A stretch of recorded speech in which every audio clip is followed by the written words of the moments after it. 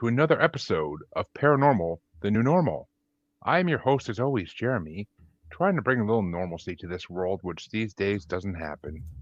But that's not important right now, because my guest tonight, this is my second guest from the Small Town Monsters world.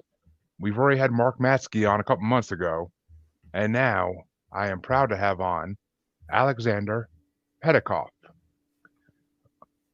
Alex, how you doing tonight? Good, Jeremy. Thanks for having me on. It's my pleasure. Any small town monsters member I can get, I'll gladly have on my show. I am a huge fan of STM, Thank you. and Yeah. I've heard your name mentioned many times in Monsteropolis. So Yeah, those guys, they like to go over a lot of the projects, and obviously there's a lot going on. So I can imagine they probably have mentioned me a few times here and there. oh yeah, you guys are always busy, especially the last few years. It's just been like nonstop. Like COVID didn't even really slow you guys down too much. So Nope, we kept going. we're- And that was the nice thing about a lot of the topics we cover. You're kind of in the middle of the woods with not a lot of people, or you're social distancing or whatever, you're camping. So it's a little easy to get together with people when you don't really have to be in a small space with them, which is nice. exactly. I was actually going to I was going to say that it's pretty easy when you're in the woods. But so first question I ask everybody on this show: what got you into the paranormal? Yeah, so I'd say when I was younger, specifically cryptozoology was something that interested me. So essentially, I was told the story of the Yeti when I was a kid by my dad, and kind of explained the whole story and gave me this figurine, which had it was a shadow box. It had a little scroll on it that had the whole kind of story of the Himalayan Yeti sort of story. And I was a ski trip at the time. I'm on a ski trip, and it just kind of resonated with me. I really just something clicked. So I started watching a lot of documentaries when I was younger about Bigfoot, Sasquatch, Loch Ness Monster, all these sort of cryptid topics. And it basically took off from there. That was really what kickstarted my interest in it. Did a lot of reading on it when I was younger.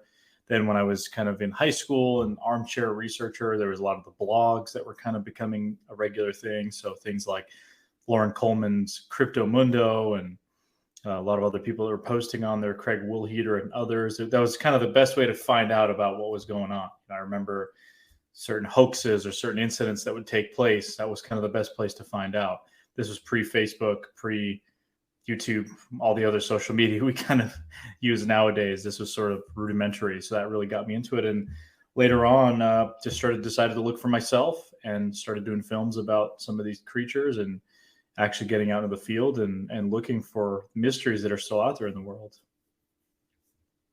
Exactly. Which I mean, that right, this actually relates back to how when people always ask me like, how'd you get into paranormal on other shows? It's always like, well, there's that one book in the elementary school library I went to, and it was on Bigfoot and Yeti and Loch Ness Monster and a few other random cryptids that were big back then even.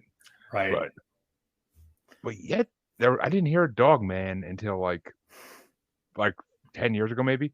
Like it's just Yeah, that's it pretty was not. new.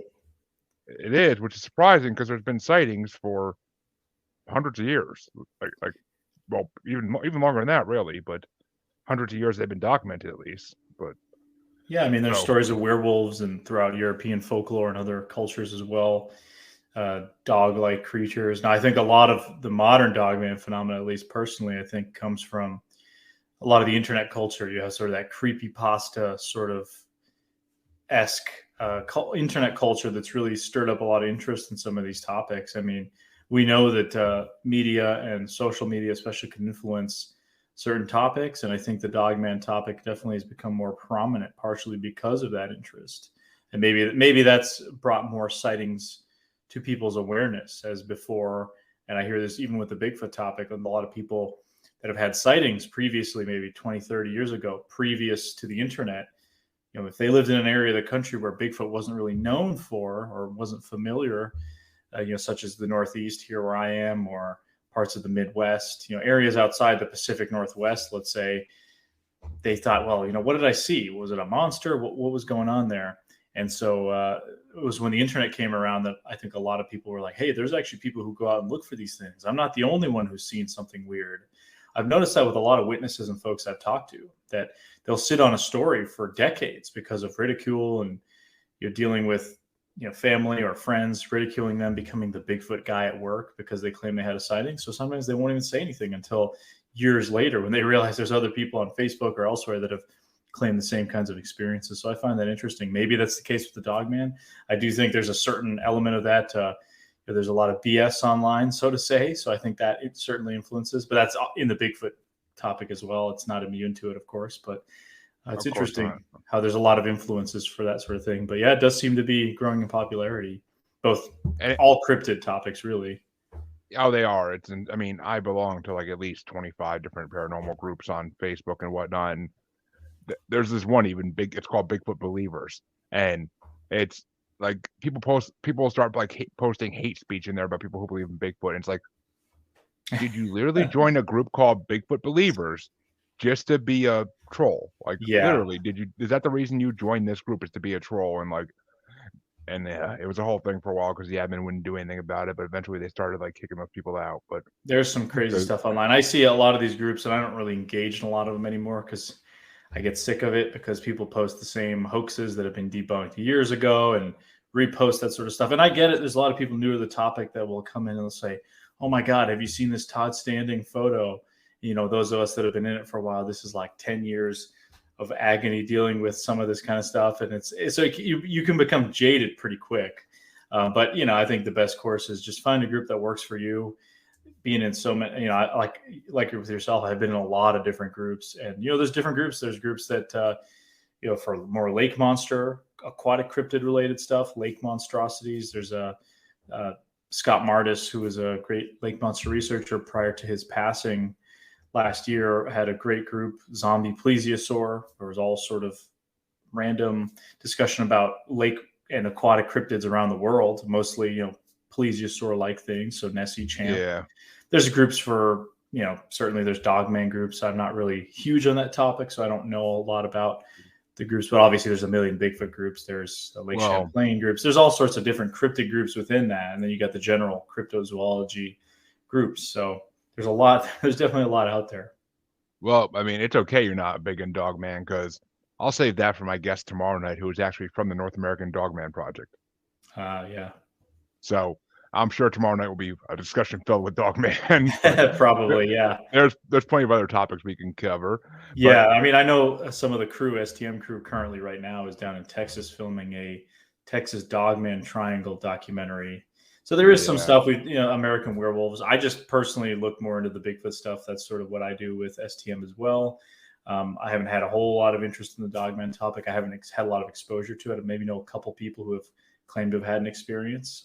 So not something I really gravitated towards. I mean, if I had an experience, that would probably change that. But I don't really know how I feel about that topic yet. But yeah, we'll save that one for another time, maybe. Well, yeah, we can move on from that. But let me ask you one question first. Sure. How often do you think dogman sightings are just really Bigfoots that are mistaken for something else?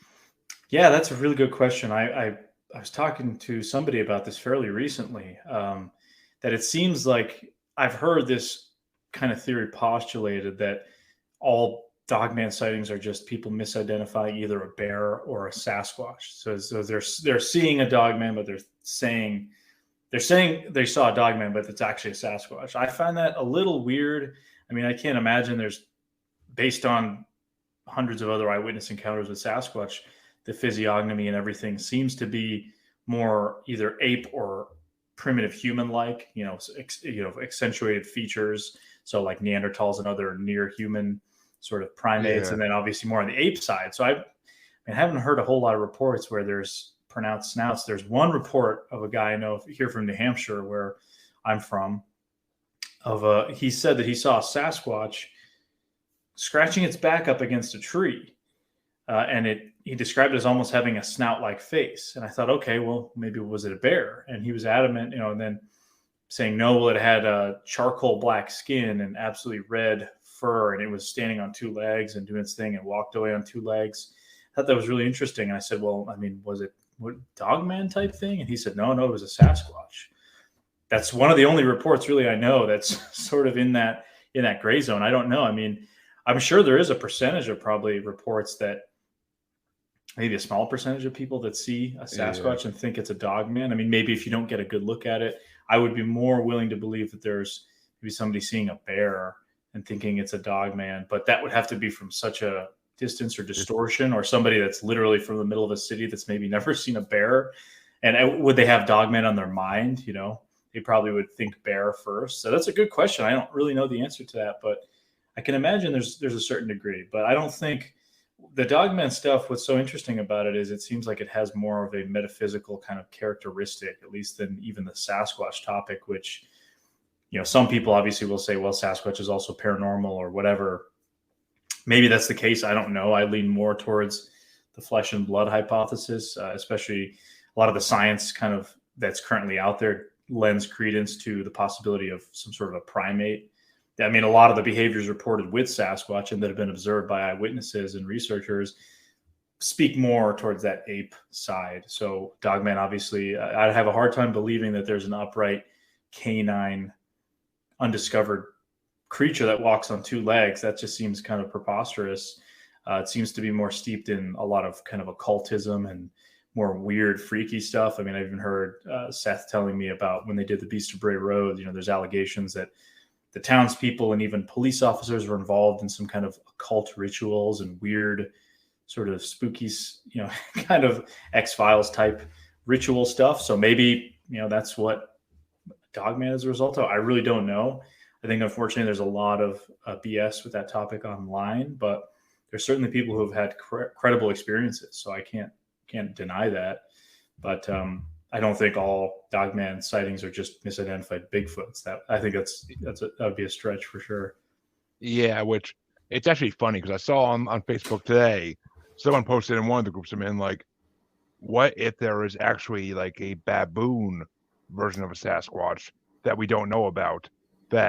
And that's what people are seeing when they see like a dogman, is like a baboon version of a Sasquatch. Yeah, I've heard that too, and it just doesn't seem to make sense to me. I think, you know, again, it'd be a minority of reports that this one guy I know, you know, that's the only really report I know of where there's more of a snout-like feature. I mean, there's some reports where a little bit longer kind of head, but not, you know, it looks distinctly either described as human-like or primate-like, you know, with either pretty wide nose, just a big face in general, but much more along that ape-human kind of line than dog-like.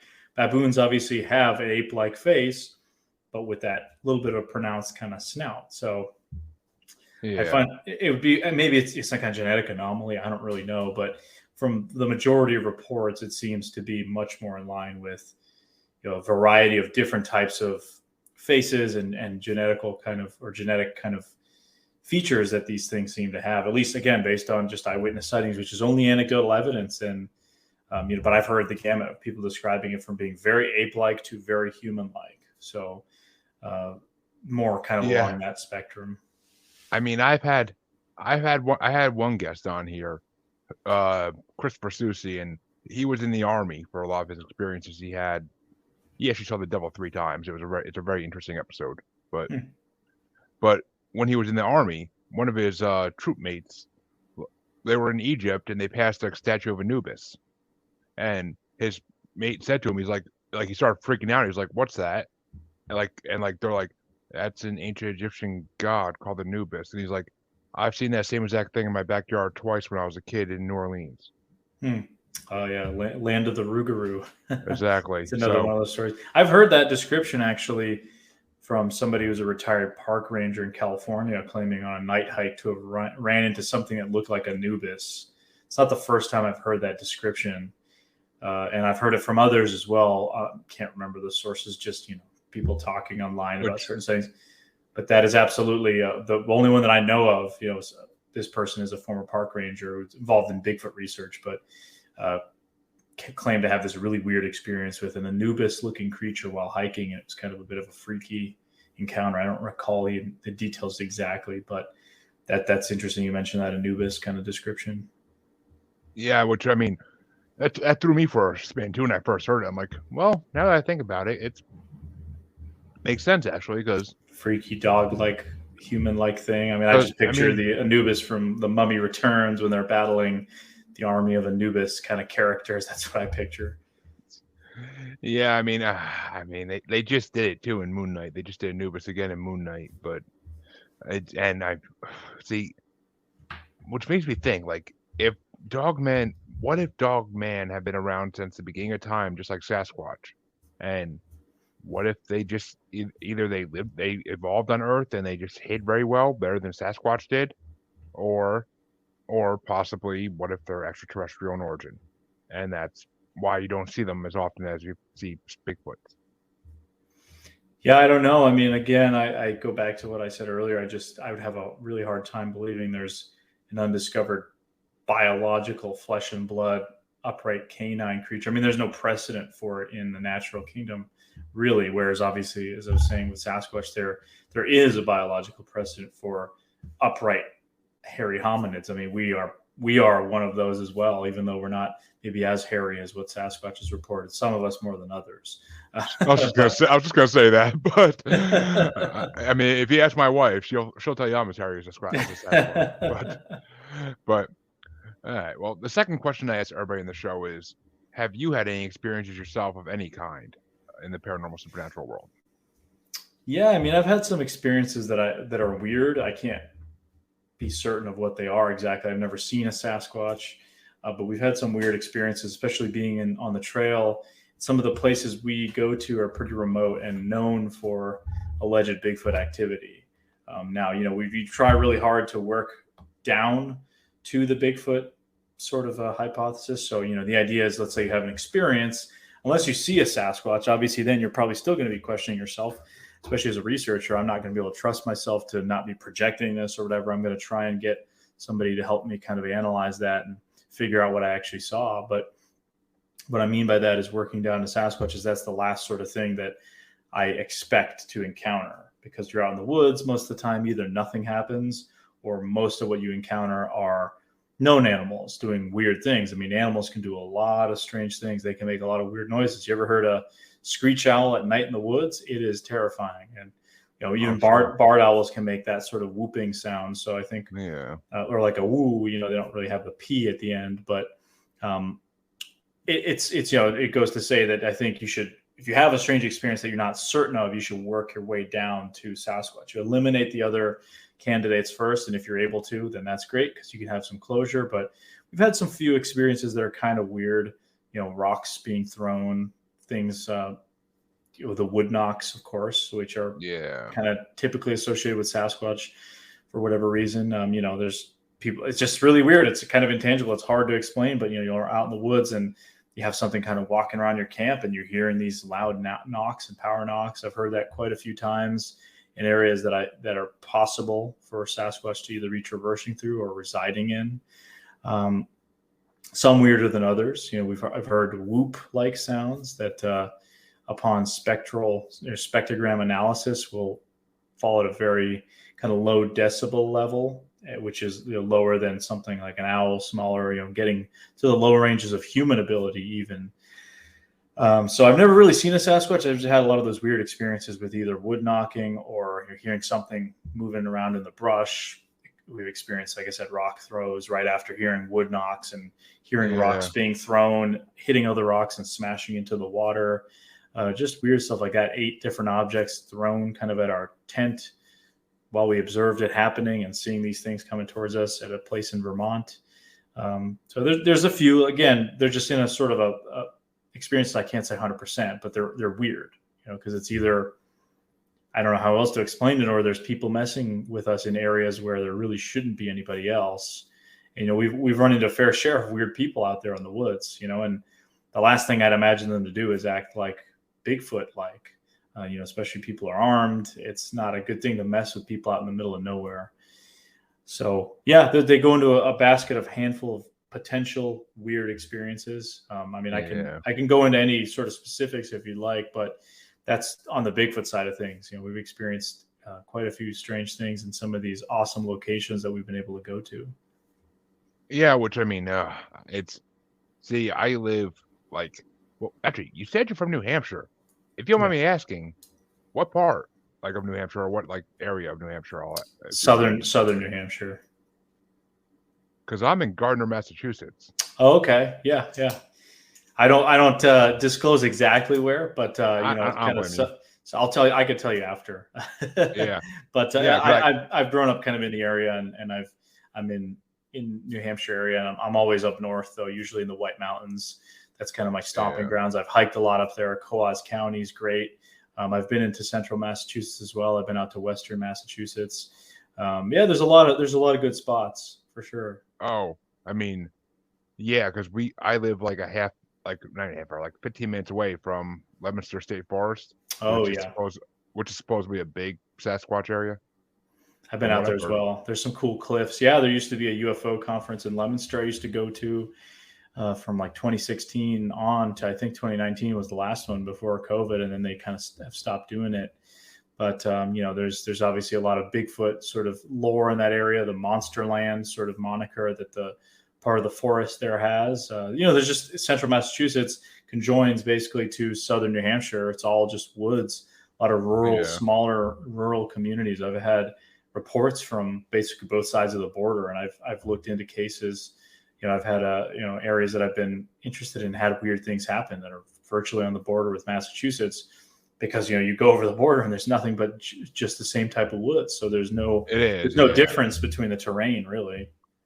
and it's interesting because I swear to God, one night I looked out my back kitchen window, and by the kids' trampoline in the backyard, I could have swore I saw like a upright figure standing there. Hmm. But and it was rain that night, pouring, and I went out the next morning and I like looked around back there when I took the dogs out, and I'm like looking for footprints or something. Like, please tell me, Yeah. please tell me, please tell me.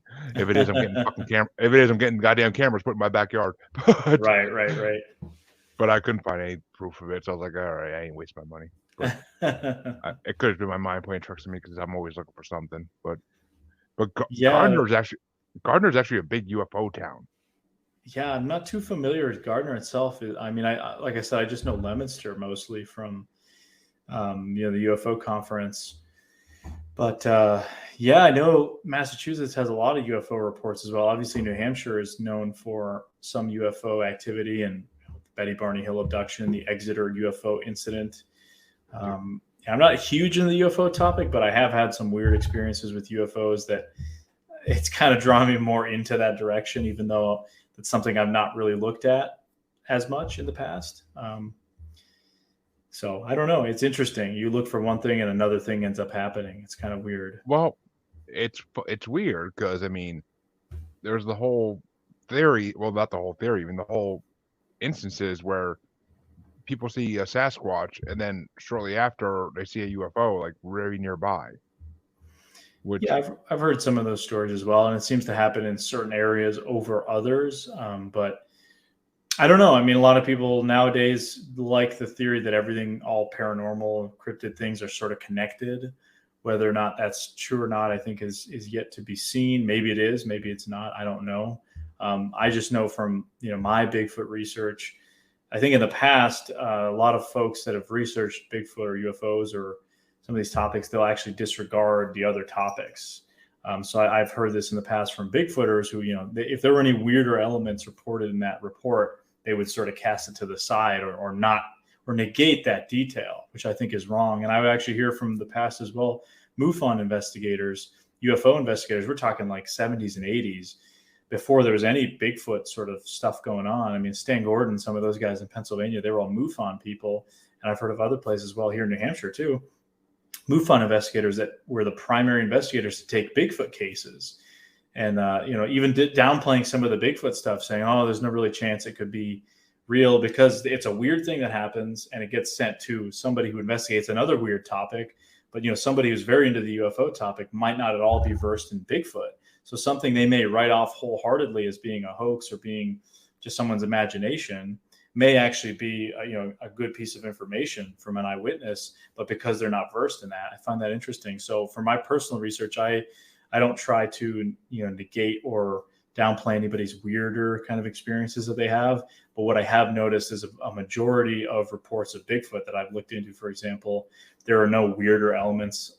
We're talking 75% plus, higher than that, where the Bigfoot, they're either seeing it walk away, it's running, it's doing something physical that seems to be interacting with the environment. There's no orbs or weird things disappearing, flashing lights or UFOs. There are, like I said, a minority of reports that I've looked into that have some of those details, but the majority seem to be showing that Sasquatch is acting, at least in that moment, like a physical being that's interacting with an environment, as a human being would, or any other creature would. So I do find that kind of interesting. But if somebody has weirder details, I have quite a few folks I've talked to that I deem credible that have experienced weird things. I mean, even had an investigation we did in Florida where, my buddy Tate Hieronymus experienced seeing a weird blue orb in an area after we'd been hearing wood knocks that night. Him and a couple other guys saw that, and he's, complete flesh and blood, doesn't really look into anything paranormal.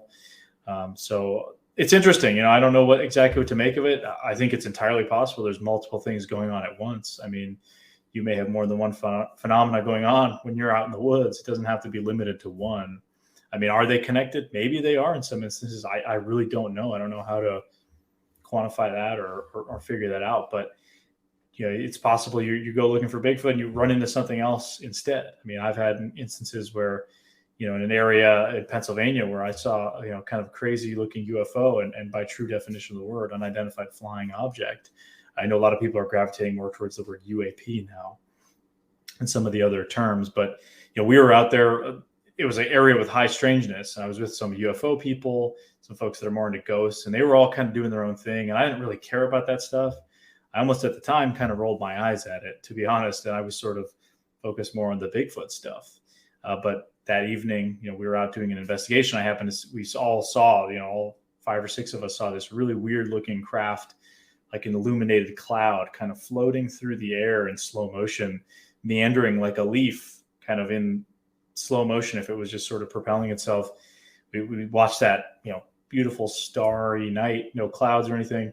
And there's smaller orb-like lights, more defined, that would fly out of this thing and back around it and into it. That was one of the weirdest things I've ever seen.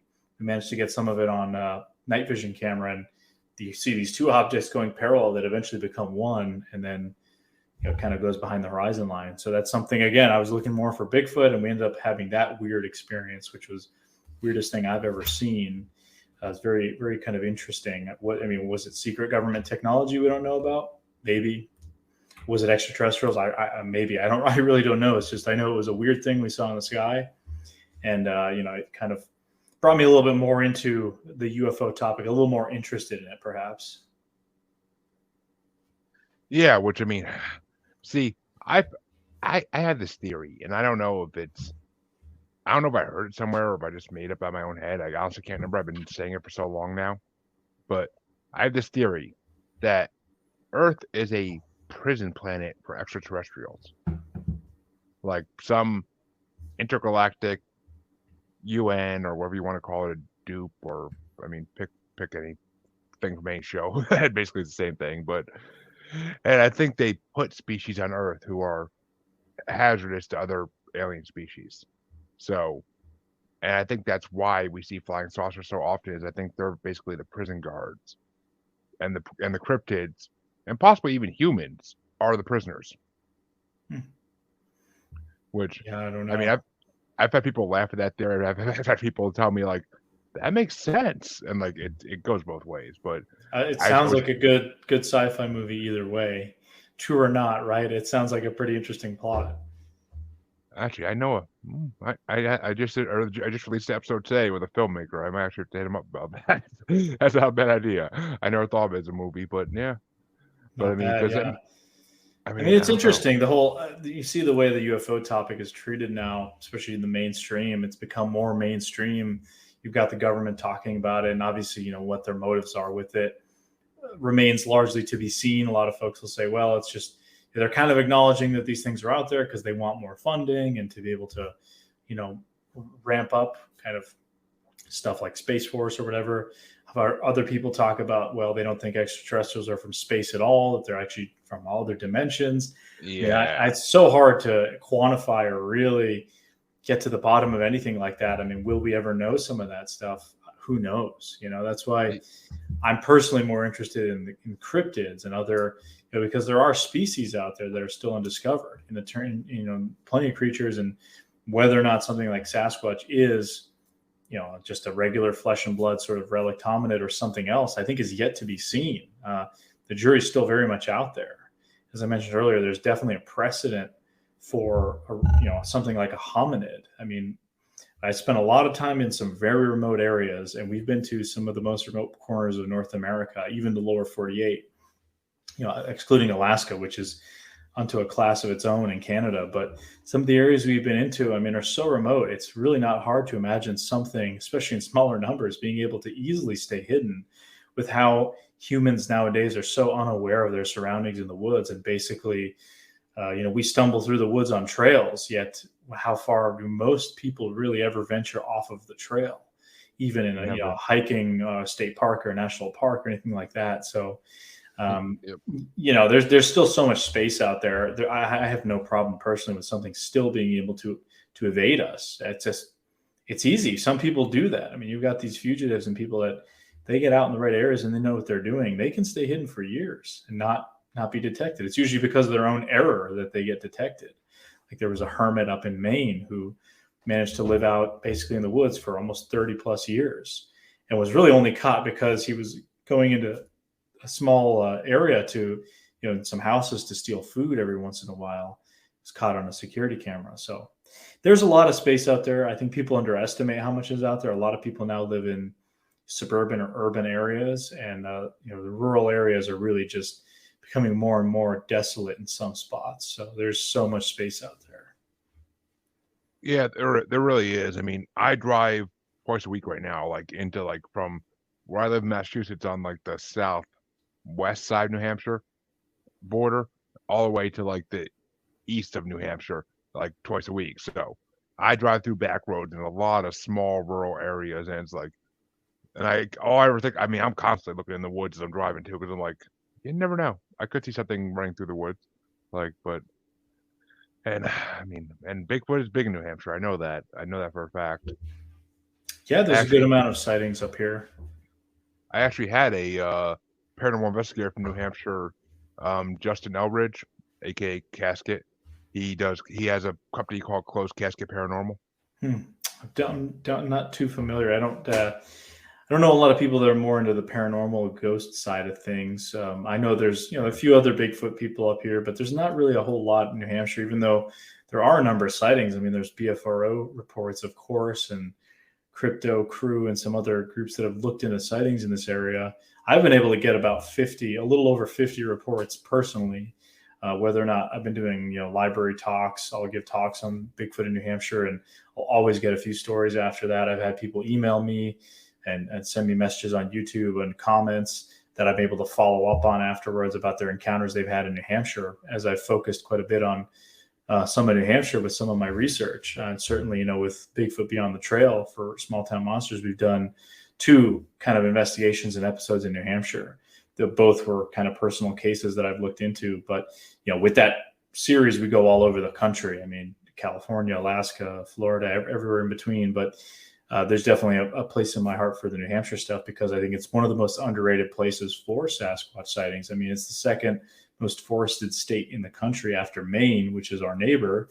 There's a ton of moose up here. So a lot of what I look for in potential Bigfoot habitat is does it support a large ungulate like elk or moose, especially moose. I mean, the largest animal in North America. So if you've got an environment that's healthy enough to support something like a moose, that's pretty impressive. So, potentially something like a Sasquatch might be able to exist in those same environments.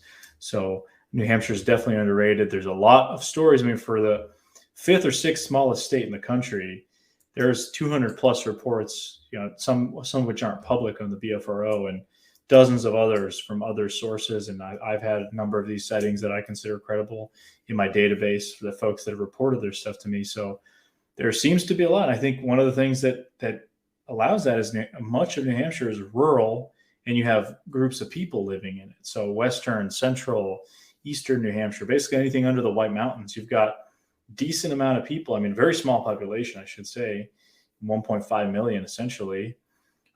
Small state, but it's 89, 90% wooded, and you've got people living out in the sticks, really, And that's the kind of areas where these sightings are happening. There are not as many sightings in places like the White Mountain National Forest, where you've got hundreds of thousands of acres of pure wilderness. So you need a person to have a Bigfoot sighting. So you could have hikers usually stick to the trails in the White Mountains. There could be a Sasquatch, in any of those woods out there, and no one would ever have any idea if there was no one to see them. So the rest of New Hampshire does seem to attract a lot of sightings and activity. Some of it certainly legitimate. So, and again, I think it's just that the rural nature of it, having people living in a lot of these rural areas. Yeah, which makes sense. It does. I mean, you like you said, you need to have a person to have a sighting. But, and I'm sure, I mean, and people, please do not go off the trails when you're hiking unless you really know what you're doing, because you could end up in some bad situations if you don't stay in the trails. Oh, yeah. I've seen some. I mean, I've hiked all of the New Hampshire 48 4,000 footers, a lot of the other mountains in the state, and I've seen some horror stories just from people on the trails, very dangerous situations, and some of the places we've been into, just in other parts of the country, Alaska, California, Utah, just very, very remote places. We're talking places where you could fall off the trail, fall into a ravine, and never be seen again. Very serious stuff. So if you're going out in the wilderness, please take the time to prepare. Bring the adequate amount of things you might need to protect yourself. Whether those be weapons or that's not limited to that, but of course, water filtration, GPS, depending on how deep you're going in, personal or PIB, personal indicator beacon, that sort of stuff. Just the stuff, if you're going on a real hardcore wilderness trek, even just with your car, you could be on some back road 20 miles from the nearest flat top pavement and pop a tire and have no cell phone signal for 3 days. And you get stuck out there, even with your car. I mean, it can be pretty hairy. And a lot of these unfortunate situations happen because people are not prepared to be out in the woods. And I've seen it firsthand. And, I used to be just as dumb with a lot of the things I did in the woods, and you learn over the years, and there's a lot of great sources online, people, whether they be hikers or backpackers, hunters, wilderness guides, there's tons of people who have some great stuff to say about keeping yourself safe in the woods. And, whether or not it's animals, of course, that's usually something I'm not as concerned about, because it takes just preparation to avoid nasty situations with things like bears or mountain lions, which are pretty rare. Those instances are rare, but most of the biggest threats you'll probably face are due to yourself, due to incompetence, whether it be spraining an ankle in the trail or drinking bad water that you haven't filtered. It's usually the biggest threat is yourself. So if you prepare yourself, and you never know what can happen. So it's always good to have a fallback plan and just to really play it safe. Yep. Which I agree. And we have a question, actually. Texas wraith hunters. Do you believe that Bigfoot has the ability to teleport?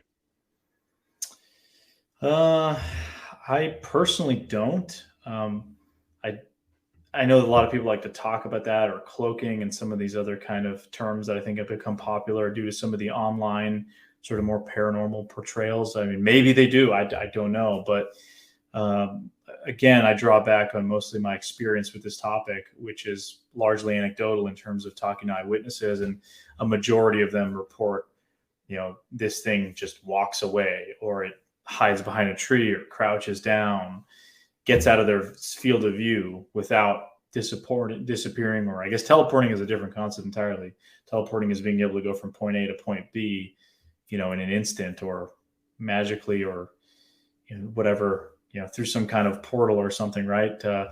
I personally I haven't seen any evidence for that. I've heard a lot of theories about it, but I have not, experienced anything to that degree. And majority of the eyewitnesses I've talked to, I mean, there's a handful I've talked to that say that this thing just disappeared.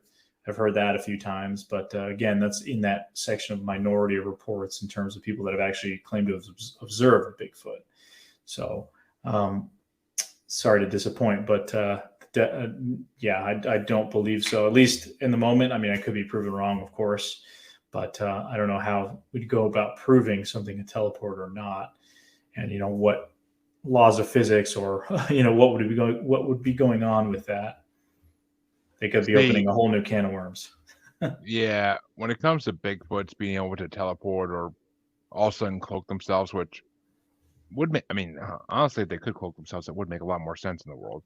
But To me, that just it when it comes to that, that leans on Bigfoot being extraterrestrials in my mind, because it's just if they have these abilities, which no one's been able to prove they do, but if they have these abilities, then they'd have to be extraterrestrial in origin because they'd have to be more intelligent than we give them credit for, and then they have to be more intelligent than humans because we can't do that stuff yet completely. We can cloak ourselves with camouflage, but the army supposedly is working on cloaking technology, but I don't think they're anywhere near like perfecting it yet.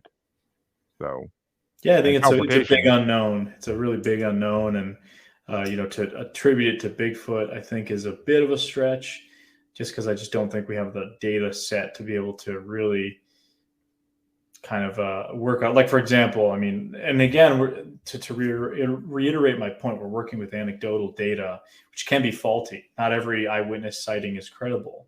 There are plenty of credible ones, but there are plenty of ones that are not credible in the sense that they saw something for a split second and they're giving you a ton of details about something that realistically no one would be able to see, but a blur, running into the woods, that could be anything.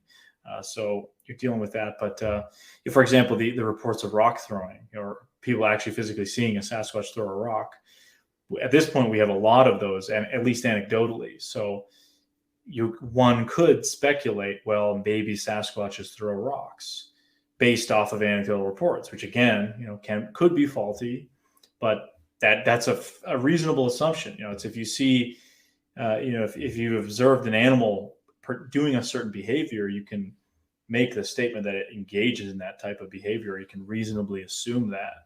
I'd say, if you were to observe a mountain lion or a chimpanzee doing a certain type of behavior, or been reported by folks that have been in the field near these types of creatures, you could speculate, well, yes, this is a known behavior. So something like rock throwing definitely seems to be more attributed with Bigfoot and there seems to be more reports of that than something like teleportation or cloaking, at least to what I'm aware of. So that's just the kind of inference I'm drawing with that example.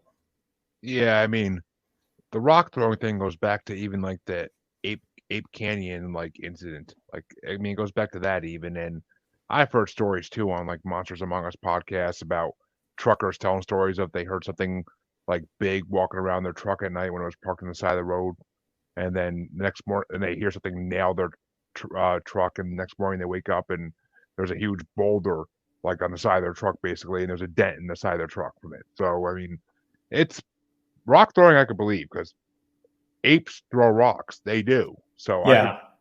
I could Yeah. 100% believe that. That is, and that kind of goes back to my point about the precedent of certain types of behavior. So, for example, we know that apes have been observed throwing rocks before. Known, other apes, great apes like humans, that would be the chimps, gorillas, orangutans. And I'm not saying that's what a Sasquatch is. It's clearly more advanced than something like a fellow great ape that's a non-human great ape. It's clearly something more towards us. I mean, the bipedalism alone would indicate it's something much more closely related to us, perhaps. But I'm not an expert in that kind of stuff. But chimps have been observed throwing rocks at trees and almost, using it as kind of a wood knock type technique. So you've had, and this has happened quite a bit in North America with a lot of these strange behaviors that have been reported. I think the smell is another interesting one. A lot of, not all, but some Sasquatch reports indicate smell. Obviously in one could argue maybe in some environments might be a little bit smellier, a place like a swamp or down south. Maybe that's why it's the skunk ape. It just picks up that odor. Maybe that's part of it. But I think honestly, because it runs the gamut. You have reports from the Pacific Northwest, from the Northeast, from the Midwest that some reports have a smell, others do not. So is it that the Sasquatch, took a bath that day, or they just, don't smell? Or is there another explanation? Well, gorillas can actually control their scent glands when they're angry or agitated. It's like humans, we have BO, or at least a lot of humans do. But it's as if you imagine you're angry, you can just control your BO and use it as a deterrent for a would-be aggressor or something. Maybe that's what's going on in some of these Sasquatch reports. It's just really interesting that you have multiple examples of reported behavior, again, anecdotally from Sasquatch, that seem to correspond with actual known ape behaviors, in some cases even predating us knowing that these are actual ape behaviors that have been observed in gorillas or chimps or orangutans. That to me is pretty interesting. So it kind of sets the groundwork for precedent, and again, I'm not saying Bigfoot is a gorilla or even similar to a gorilla. It seems, based on the descriptions, to be much different than a gorilla, adapted to bipedalism, much more on the hominid side of things, human ancestor kind of adaptations, as compared to ground-dwelling gorillas and chimps and orangutans, who are mostly quadrupedal, and live sort of very different kind of lifestyles than something like a Sasquatch at least is reported to. So I don't know. There's just a lot of questions and a lot of answers. I mean, yeah. Anything cryptid related or paranormal related, we have more questions than we have answers. That's why they're cryptids. That's why they're paranormal subjects, because we can't say they're normal subjects yet because we don't know enough about them. Right. And that's kind of the double-edged sword about this subject always is, because yeah, we can say we know some stuff, but we really can't say we know anything yet until we. But a lot of speculation. Let me ask you this. One of the biggest things people always argue back with when it comes to Bigfoot is, where are the bodies of Bigfoots that have died in the past? What's your answer to that question when people ask it? Well, I think it's a fair question. I think a lot of people get upset by that. But I think it's a fair question. You've got a lot of people that are not, as I mentioned earlier, when I brought up the UFO researcher, that might not be versed in Bigfoot stuff. They may just wholeheartedly write off details. Well, they're just not immersed in that topic. Maybe they haven't seen some of the things that a lot of folks involved in the subject kind of convinces them, right? And I think it's a fair question. Where are the bodies? It's plenty reasonable. I mean, you of course have tons of stories, anecdotal stories of alleged bodies being found, or Justin Smeha, the alleged killed Bigfoot, or other sorts of stories that, again, aren't really that useful because they're just stories. Maybe they may be tall tales about Bigfoot.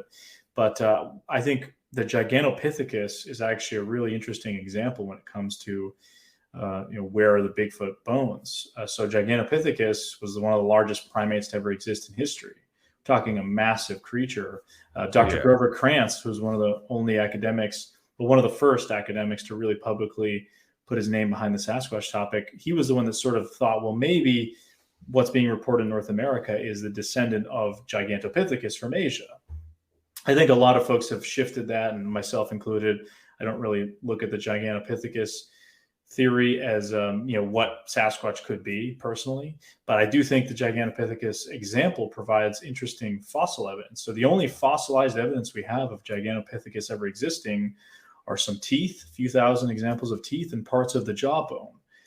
That's it. For the largest primate that ever existed, that's all we have on the fossil evidence. I mean, that's kind of crazy if you think about it. Where are the Gigantopithecus bones? And those bones are really only preserved because of specific instances.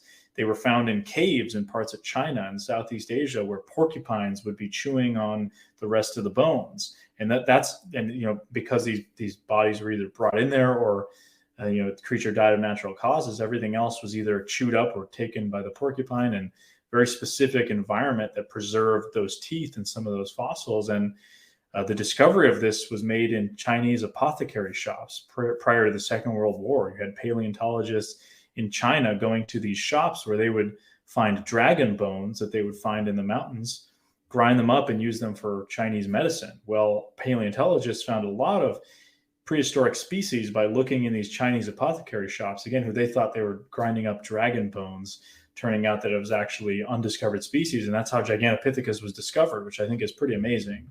So I think that's a very, somebody asked me, where are the Bigfoot bones? I say, well, where are the Gigantopithecus bones? We have barely anything, no skull, nothing, because the Gigantopithecus lived in environments, bamboo forests, areas that were tropical or subtropical. So very similar environments to where Bigfoot is reported in the United States, which are usually temperate rainforests or deciduous forests that don't lend very well for fossilization. And then another example would be gorillas and chimpanzees are actually very absent in the fossil record. There's almost no fossil evidence to prove gorillas and chimps ever existed, yet they exist. But what environments do they live in? Again, they're living in these environments that are highly acidic soil content that just bones and fossils do not last. So, a lot of people point to, well, no one ever finds dead bear or anything in the woods. And to a degree that, that's right. But I think more so something like a primate that's highly intelligent, I don't see why it wouldn't something Sasquatch-like, why wouldn't it bury its dead or dispose of it? Some people have said, well, maybe they eat their dead. I mean, I don't know. We really have no idea. But I think the idea of where the bones, where's the body is, there's other examples that show that is actually, a good question for other species that we know about that existed, yet we barely have anything to prove they exist. Yeah, I mean, you said it. Gorillas, they were cryptid for originally until eventually they were proven to be real creatures. Because the Africans would say, like, when white colonialists went down there, they would say, like, there's big hairy men that live in the jungle, Right. and it ended up being gorillas. And I mean, I've heard a story years ago on Monsters Among Us as well, where a hunter supposedly years, like 30, 40, 50 years ago, shot a Bigfoot and killed it and buried it himself because he didn't want to get in trouble for killing a creature like that. And when he went back the next day to dig up the grave and dig the body, because someone said to him, like, why wouldn't you shade the body? You could prove they're real or you could get money for it. The grave was already empty. So that does lend, like, I don't know if that was the name you mentioned either. It could have been, but no, just the Justin Smea story. There's a documentary done on that, and I believe he was in one of those DNA study documentaries. He claimed to have killed, presumably a female Sasquatch in the Sierra Nevada mountains, and then shot an infant as well and watched it die. And a lot of people believe him, some don't. I don't know really what to believe. It's an interesting story, but I have heard stories of Bigfoot's allegedly being killed before. Again, usually seems that there's just not much evidence to really speak for that. I heard of a really interesting story from West Virginia of a hunter on a property who claimed to have shot some sort of smaller Bigfoot-like creature, and this thing's guardian or parent, whether it was a female one or I don't know, came out and was very upset, and he was beside himself that he had killed this thing, and there was kind of this whole sorrow sort of situation. And this basically, they had carried this dead Bigfoot away. So the story goes, the mother of this thing had carried it away, and the next day, in place of where that Bigfoot was killed, a large boulder was put. So I don't know if that means it was buried there or if it was just a marker of some kind. But that's just a story I was told by somebody who heard that from somebody else. So whether or not that's credible or not, I don't know. But it's an interesting one that I've heard. I've heard other stories like that, and usually that's just what they are. It's just stories, unfortunately, unless we have some other way of proving that. I mean, there's been stories of killed Bigfoots that have turned out to be hoaxes, like the infamous 2008 Georgia Bigfoot hoax, or the 2012 Rick Dyer, who was also involved in the 2008 hoax, Texas San Antonio hoax. So where both times claimed that they had shot and killed a Bigfoot, and it was just a fake suit, possum guts, or a custom constructed Bigfoot that they would charge people to go and see at shopping malls and whatever. So kind of con man sort of stuff. But that's why we have to exercise caution when you a bold claim like that requires some kind of follow-up evidence or something that can be independently verified, instead of just taking the word of somebody that's something as extraordinary as saying you killed a Bigfoot. That's a pretty big deal. Yeah, I mean, not that I ever would want to harm Bigfoot, but if I did accidentally kill one somehow, like hit it with my car or something, I would definitely be bringing the body to some scientist somewhere so we could have proof that they exist and I could shut all the naysayers up. Like that would be my number one goal if it accidentally happened. I don't own any guns. I'm not that person that's to go out there and try to hunt one, or hunt anything for that matter. But it just, like, if I could prove they existed, that would be my first goal and only goal, is prove they exist. And that way maybe the government can protect them, which if they might already. That's my theory, is that the government knows about Sasquatches and protects them to some degree. Because, I mean, I'm sure you've heard these stories too, where during the forest fires out west, a couple of times I've heard the story of a Sasquatch running out of the woods, like pretty much half burnt up. An ambulance actually an ambulance workers actually put it in the ambulance. They like listen to it, try to help it as they could, but then they drive down the road and two black cars pull up and stop them, and no one from that ambulance has ever heard from them again. Yeah, I mean, So I've heard of stories like that, the helicopters at Mount St. Helens, and it becomes a lot like broken telephone. I hear people repeat the story, and then other details get added on, and I don't know if there's credibility to it or not. But I was wondering, like you said, where were people that experienced something like that? You'd expect somebody else to somebody's got to come out and tell the truth. I don't know, maybe not, but I usually tend to think that some of those stories are a bit overblown. The more sensational they seem, the less likely they probably are to be true, at least the way I see things. Not to say that, there aren't sensational Bigfoot encounters that really leave a mark on somebody's, psyche, or just, even people that have hunted that don't ever want to go back in the woods or to a certain area again because of what they saw.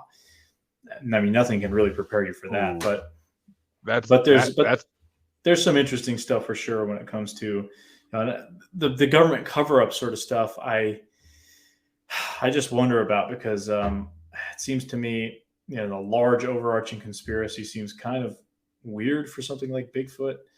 Um, Whether or not that would be true or not, I don't know. But I don't know. I don't lean towards there being a huge government conspiracy. And every time someone sees a Bigfoot, they're sending men in black or whatever. I think the media does a good enough job of making this topic look kind of silly.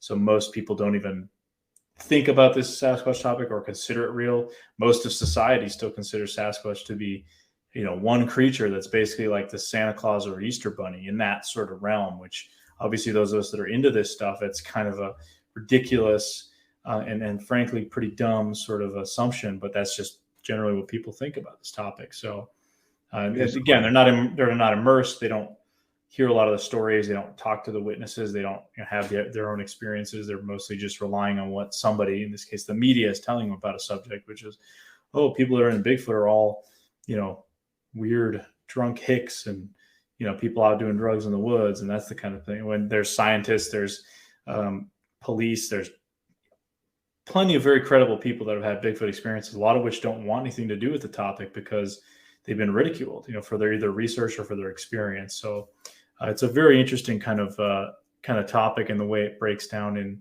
how society views it and how people that have had these experiences go about kind of dealing with it.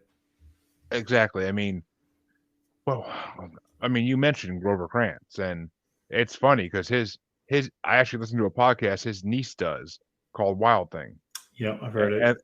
and the first whole season is about Sasquatch and like the different studies of it, and she mentions her uncle a lot in it, apparently, obviously, but and it's I don't know. Bigfoot is one of those things that I've believed in for decades now, and I can't shake my belief of it. No one can convince me it's not a real thing out there because there's just too many stories. I say it's about a lot of different creatures, but even if 80% of the stories are made up, that's still a lot of stories. Like that's Yeah. still a lot of tales. And and the Native Americans had legends of trading with hairy men tribes who would come down from the mountains and trade with them and then go back up to the mountain.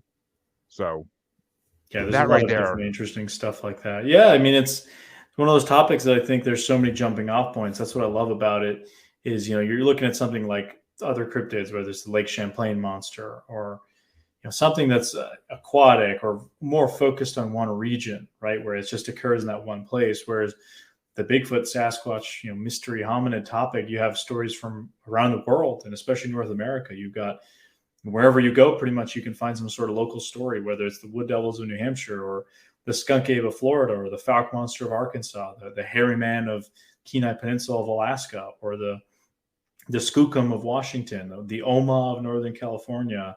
The list goes on, whether it be native folklore or settler or modern cultural folklore, the Durham gorilla, the Winstead wild man. The list goes on for names for regional strange hairy man, ape-like creature kind of reports that happen from across North America. You can go in a lot of places that if they have a good wooded environment, there's probably a chance there's been a Bigfoot sighting or two, which is pretty interesting, So that's the thing. What's so great about this topic is it's pretty expansive when compared to other more, geographically centered cryptids. You have the Otang of South Africa, the Yeti of the Himalayas, the Orang Pendek of Sumatra, which may be some other kind of creatures. It's pretty small. The Yowie of Australia. There's so many of these stories the Almasty, Almas in Russia and other places, Siberia and parts of East Asia. So there's just a lot to this topic. I think that's why it attracts the most attention when it comes to cryptids. There's nothing that really is as popular as Bigfoot. I mean, Nessie is well known, but not nearly as many people looking for it. It's in one geographic area, whereas you've even got in the UK people claiming there's Bigfoot over there. And is that just a product of kind of cultural imagination or wanting to have something like that there? I don't know, but again, it just shows how popular that topic is and how widespread it seems to be. Whether that's actually the case, there are Sasquatches all over the place, or it's just there's Sasquatches all over the place in the human psyche. Maybe I've even kind of thought about the topic of maybe there's just Sasquatch in certain areas in North America. The Appalachian Mountain chain down into the southern Florida and in the swamps down there and in the South. Then, of course, the Rocky Mountains, the Pacific Northwest. Those are the primary areas where something like a Sasquatch would probably biologically thrive.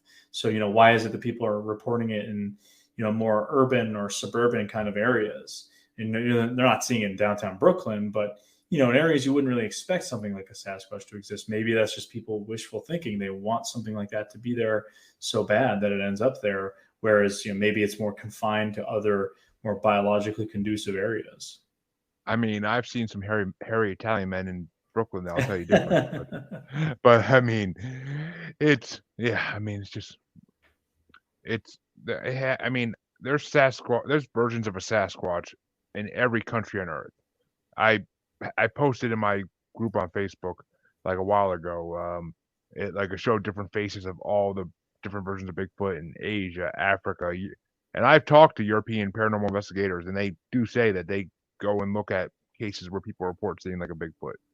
So, I mean, I believe it's a worldwide phenomenon.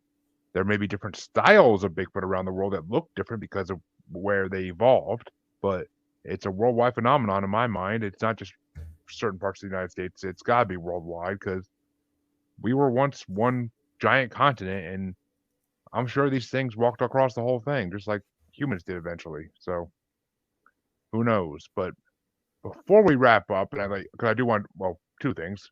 Sure. What do you think of the Patterson Gimlin film? I have to ask anybody who's into Bigfoot about this because I believe it's fully real, not a hoax. But a lot of people disagree with that. Yeah, that's a good question. Well, that's a really tricky one. I'll say kind of my take overall is that if it's real or not at this point, I don't think it matters. And that may be kind of, I don't know, some people see that as controversial, but the film is over 50 years old at this point. We can't prove it or disprove it. Essentially, we're kind of stuck in limbo. Clearly, it's not enough to demonstrate that something like a Sasquatch is real. So even if it is legitimate, we're going to need more than that to do it. So I think it's a great thing. It got a lot of people into Bigfoot, but I don't think it's going to further. It's been stabilized, and there's been so much work done to it. I don't know what else can be done to it that can prove one way or another, which I think is unfortunate. But we're going to need more than that. Repeatable instances of video of that quality or better, including obviously a body would shut down all questions, as we talked about earlier. But let's say you're able to get extremely high quality video, couple that with DNA evidence and other types of evidence that would maybe make a more holistic kind of picture. Is that possible? I don't know.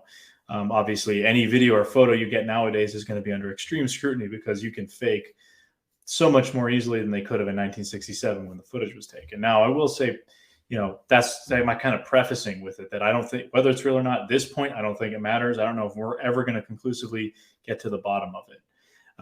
Even if Bob Gimlin or somebody else involved was like Bob Hieronymus claimed was the man in the suit, very dubious story, doesn't seem to match up right. Even if Bob Gimlin tomorrow was to admit it was a hoax, I mean, you don't know whether or not he's just saying that or not. Maybe it's the truth, maybe it's not. But I don't think it would sway people the other one way or another. But personally, I think I do lean more towards it being real because of especially some of the enhancements that have been done that show certain body parts and movements that I just really struggle to imagine they would have been able to do in 1967 in the middle of nowhere, California, when Planet of the Apes and other 2001: Space Odyssey, other films, really their costume work was pretty primitive at the time, and you had folks that were involved in those productions that said they wouldn't have been able to make a suit this well. And I will say one thing that definitely changed a little bit of my opinion on that was going to Bluff Creek last summer. We were there filming Bigfoot Beyond the Trail, and we actually spent a night sleeping at where the Patterson-Gimlin film happened. So right where Patty walked is where we camped. We spent a week out there in the Bluff Creek region, which to this day is actually more remote than it was in the 1960s. Because, in the 1950s, they started punching logging roads through that area of Northern California. It was completely untouched.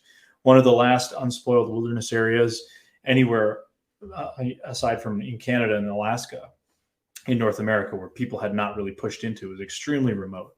They had started pushing these logging roads in and logging the humongous Douglas fir trees in there. And that's where that original sort of Bigfoot name came from, where those tracks were found, and the construction or the logging crews there in the late 1950s, eventually, leading to footprint finds from that region, and then the Patterson-Gimlin film. But at that time, it was more accessible because you had those newly built logging roads to get in there. It's still a haul. I mean, to this day, like I said, it's very remote. It's 2+ hours of driving from the nearest small kind of town, which would be Willow Creek, essentially. Very remote. If you have roads out there that when trees get in the way, you can get stuck. You could fall off a cliff in your car and you're gone. When we were driving out there, the Patterson-Gimlin film site, where you drive down to park your car to actually start the hike down to where the film site is, where you have to hike basically down the side of a hill and then across a river multiple times and then get to the other bank from where this park, the car park is, just like a little dirt berm. There was a tree in the way, so we couldn't actually get out there. We had to wait for somebody with a chainsaw to come down so we could even get to the film site. So I don't see why they would have gone all the way out there to film it when they could have just as easily had filmed it right outside of Willow Creek, or right off the main road near where you turn to go off into Bluff Creek. They could have filmed it somewhere around there, and I don't think people would have been really able to tell the difference of how remote it would have looked. That would have been logistically easier to hoax than going into even then fairly remote area. Yes, the roads were probably a little better than they are now because they've been sitting there for 50+ years and they're very lightly maintained by the Forest Service. Why they would go to that length to go out there. So I do lean towards it being real. I mean, there's that possibility that's not, of course. There's obviously a lot of pros and cons to the Patterson-Gimlin film, but that's sort of my long answer is, starting with, I don't think it's really going to matter at this point. We need more further evidence to prove Sasquatch definitively.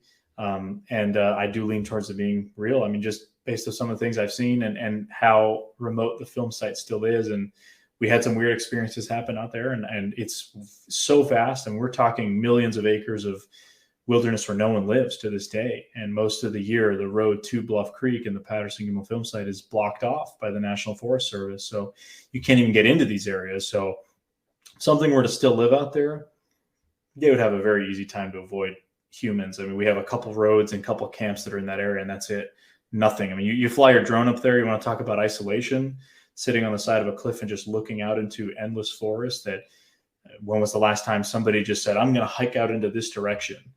Really, you don't know, because it's probably hasn't been years. So it's extremely remote. So definitely going to the film site changed my view of the overall film. I mean, I was always a little more on the leaning towards it being real side, but I'd say a little more now. The needle has moved a little bit more after being there.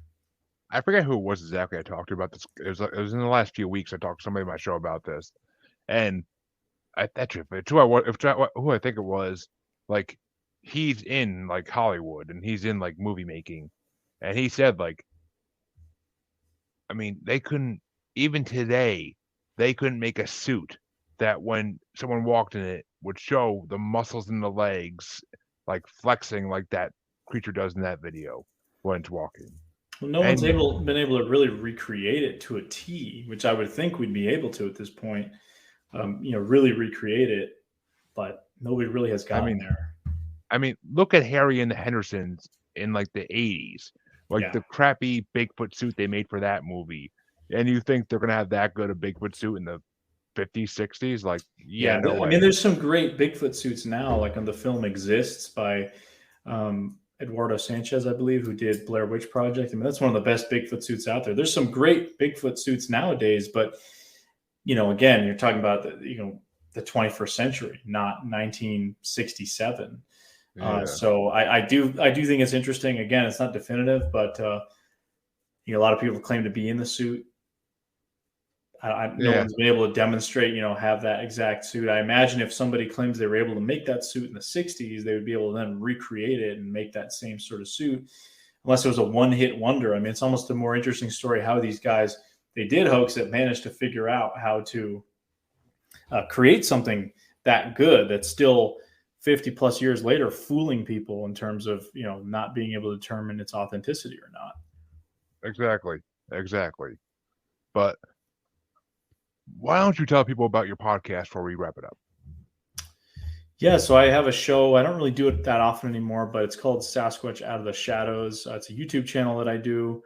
Talk a lot of Bigfoot and cryptid stuff, and it used to be a sort of Monday weekly scheduled show, but haven't been doing a little bit. I've been a little bit busy with some of the small town monsters stuff. So that's most of what, if people want to find out about me or some of my other work, petakovmedia.com. That's PETAKOV media.com. It's got links to everything, including our Bigfoot Beyond the Trail series, which is obviously pretty, pretty expansive. We've covered a lot of different topics, and that's, a lot of documentaries that you can watch on YouTube on the Small Town Monsters channel. We've got, I think, up to 20 at this point from all over the US and all over North America. We've really gotten out there into the field in some of these pretty amazing places and interviewed a lot of interesting folks and had some interesting stuff happen. But you decide for yourselves, watch our stuff and make up your own minds. Exactly. That's the best thing you can do is just watch it yourselves, people, and try to form your own opinions and hypothesis and see what happens. You might agree with us eventually, but I want to thank Aleksandar for coming on because it's been an amazing episode. It's so rare I get a full hour just to talk about Bigfoot. So truly appreciate. Yeah, thanks for having me on. Not a problem. And for all my listeners, you know where you can find me. And I will see you in half a week. And all my watchers, I'll be back tomorrow with D.A. Roberts from the North American Dogman. North American Dogman. The P always freaking throws me. I don't know why, but from the NADP. Thank you and have a good night.